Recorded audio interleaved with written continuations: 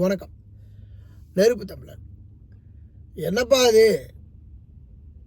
மாடு அசைவம், மாட்டிலிருந்து வர்ற பால் சைவம், அதே அந்த பாலை வச்சு தயிர் சைவமாகுது, அதற்கப்புறம் அதிலிருந்து எடுக்கக்கூடிய வெண்ணெய் சைவமாகுது.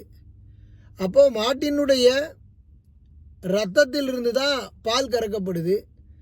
அந்த பாலிலிருந்து தான் பல்வேறு தயிர் உருவாகுது, அதற்கப்புறம் வெண்ணெய் உருவாகுது. நம்ம வெண்ணெயை உருக்கி நெய்யாக்குறோம்.